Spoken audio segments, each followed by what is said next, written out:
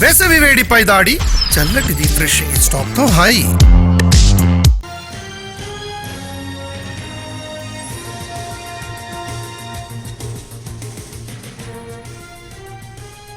కొత్త మంత్రులు బాధ్యతలు స్వీకరించిన తర్వాత మొదటిసారిగా తెలంగాణ కేబినెట్ భేటీ కాబోతోంది. పరిపాలనాపరమైన అంశాలు, నిర్ణయాలపైనే ప్రధానంగా చర్చ జరగనుంది.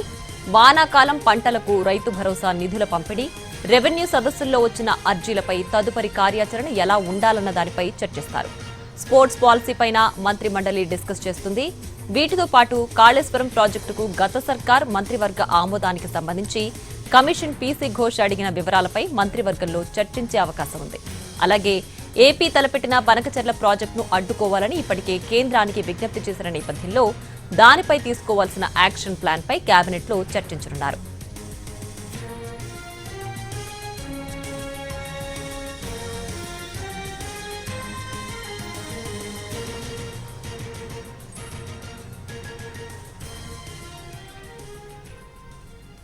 రైట్గా కొత్త మంత్రులు బాధ్యతలు స్వీకరించిన తర్వాత మొదటిసారిగా తెలంగాణ కేబినెట్ భేటీ కాబోతోంది. దీనికి సంబంధించి పూర్తి డీటెయిల్స్ మా ప్రతినిధి సుధీర్ అందిస్తారు.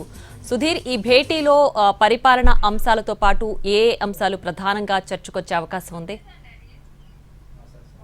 తెలంగాణ మంత్రివర్గ సమావేశం మరి కాసేపట్లో సెక్రటేరియట్లో ప్రారంభం కానుంది. ముఖ్యమంత్రి రేవంత్ రెడ్డి అధ్యక్షతన ఈ సమావేశం ప్రారంభమవుతుంది. ముఖ్యంగా చాలా కీలక అంశాల మీద ఈరోజు చర్చించే అవకాశాలు అయితే కనిపిస్తున్నాయి. అయితే బనకచెర్ల ప్రాజెక్ట్ ఏదైతే ఏపీ ప్రభుత్వం నిర్మించే తలపెట్టిందో ఈ బనకచెర్ల మీద ఏ విధంగా ముందుకు వెళ్ళాలనే విషయానికి సంబంధించి మంత్రివర్గ సహచరుల సూచనలు తీసుకొని ముందుకు వెళ్ళాలని చెప్పేసి ముఖ్యమంత్రి రేవంత్ రెడ్డి భావిస్తున్నారు. ఇటీవల కాలంలో రేవంత్ రెడ్డితో పాటుగా నీటిపారుదల శాఖ మంత్రి ఉత్తమ్ కుమార్ రెడ్డి కూడా ఢిల్లీకి వెళ్ళి జలశక్తి శాఖ మంత్రిని కలిసి విజ్ఞప్తి చేసి రావడం జరిగింది. దీనివల్ల తెలంగాణ ప్రయోజనాలు దెబ్బతింటాయని చెప్పేసి బనకచెర్ల నిర్మించడం వల్ల ఏపీ బాగుపడుతుంది, కానీ తెలంగాణకు అన్యాయం జరుగుతుందని చెప్పేసి తెలంగాణ ప్రభుత్వం ఇటీవల కాలంలో చెప్పింది. అంతేకాకుండా తెలంగాణలోని వివిధ రాజకీయ పార్టీలకు సంబంధించిన ఎంపీలతో కలిసి ఆల్ పార్టీ ఎంపీల సమావేశాన్ని కూడా ఏర్పాటు చేసిన పరిస్థితి కనిపించింది. ఈ సమావేశంలో ఎంపీల నుంచి వచ్చిన ఏవైతే సూచనలు వచ్చాయో ఆ సూచనలన్నింటినీ కూడా మళ్ళీ ఈరోజు క్యాబినెట్లో చర్చించే అవకాశాలు అయితే కనిపిస్తున్నాయి. మెయిన్ ఎజెండా బనకచెర్లకు సంబంధించే ఉంటుందని చెప్పేసి కూడా తెలుస్తుంది. బనకచెర్లకు సంబంధించి ఏపీ ప్రభుత్వం రోజు రోజుకు చాలా ఫాస్ట్గా మూవ్ అవుతుంది. ఈ విషయానికి సంబంధించి కేంద్రానికి పలుమార్లు ఫిర్యాదు చేశాం, అయినా కానీ కేంద్రం పట్టించుకోవట్లేదు అనే ధోరణి అయితే తెలంగాణ ప్రభుత్వం ప్రదర్శిస్తుంది.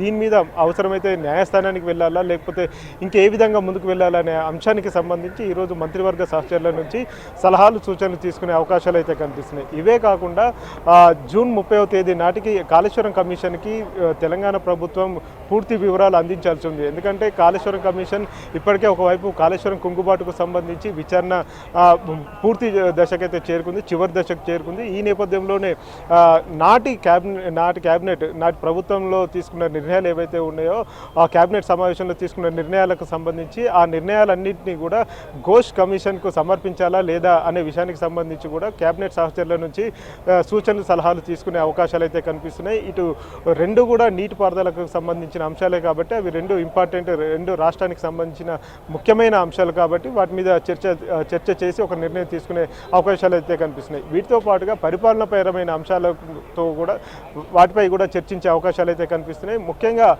క్రీడా పాలసీకి సంబంధించి కూడా నిర్ణయం తీసుకునే అవకాశం అయితే ఉంది. గడిచిన సంవత్సరం నుంచి కూడా దీని మీద కసరత్తు చేశారు. తెలంగాణ రాష్ట్ర ప్రభుత్వం క్రీడా పాలసీని వినూత్నంగా తీసుకురావాలని చెప్పేసి అయితే భావిస్తుంది. గత ప్రభుత్వంలో క్రీడా పాలసీ లేదు, ఇప్పుడు క్రీడా పాలసీని వినూత్నంగా తీసుకురావాలని చెప్పేసి అయితే భావిస్తున్నారు. ఇవే కాకుండా ముగ్గురు కొత్త మంత్రులు ఇప్పుడు క్యాబినెట్లోకి తీసుకున్న నేపథ్యంలో వారంతా కూడా ఇప్పటికే పదవీ బాధ్యతలు స్వీకరించారు. వారు ఈరోజు ఇప్పుడు జరుగుతున్న సమావేశం 18వ క్యాబినెట్ సమావేశానికి ముగ్గురు మంత్రులు హాజరు కాబోతున్నారు. ఇవే కాకుండా ఇతర రాజకీయపరమైన అంశాలతో పాటు పరిపాలనాపరమైన అంశాలను కూడా చర్చించే అవకాశాలు అయితే కనిపిస్తున్నాయి. సాయంత్రం వరకు కూడా ఈ కేబినెట్ సమావేశం కొనసాగే అవకాశాలు అయితే కనిపిస్తున్నాయి. ప్రియా, సుధీర్, అయితే బనకచెర్ల ప్రాజెక్టుకి సంబంధించి ఇప్పటికే సీఎం చంద్రబాబు ఇచ్చిపుచ్చుకునే ధోరణితో ముందుకు వెళదామని చెప్తున్న నేపథ్యంలో ఇప్పుడు ఈ భేటీలో బనకచెర్ల ప్రాజెక్టుకి సంబంధించి తెలంగాణ ఏమైనా వెనక్కి తగ్గే అవకాశం ఉందా? అనకచర్ల విషయంలో తెలంగాణ ప్రభుత్వం ఎట్టి పరిస్థితుల్లో వెనక్కి తగ్గే అవకాశాలు అయితే లేవు. ఎందుకంటే పక్క రాష్ట్రాలతోటి సుహృద్భావ వాతావరణంతో ఉండాలని చెప్పేసి ముఖ్యమంత్రి రేవంత్ రెడ్డి గతంలోనే స్పష్టం చేశారు. కాబట్టి పక్క రాష్ట్ర ముఖ్యమంత్రితో కలిసి చర్చించుకునే అవకాశాలు అయితే కనిపిస్తున్నాయి. ఈ నేపథ్యంలో కేంద్రం కూడా ఒక అడుగు ముందుకేసి రెండు రాష్ట్రాల మధ్య సయోధ్య కుదుర్చే ప్రయత్నాలు చేస్తుందని చెప్పేసి అయితే భావిస్తున్నారు. ఈ నేపథ్యంలోనే అవసరమైతే ఏపీ ముఖ్యమంత్రి చంద్రబాబుతో కలిసి ఒక సమావేశం ఏర్పాటు చేయాలని చెప్పేసి అయితే భావిస్తున్నారు. దీని మీద ఈ రోజు ఒక నిర్ణయం తీసుకునే అవకాశాలు అయితే కనిపిస్తున్నాయి. Right Sudheer, thanks for the updates.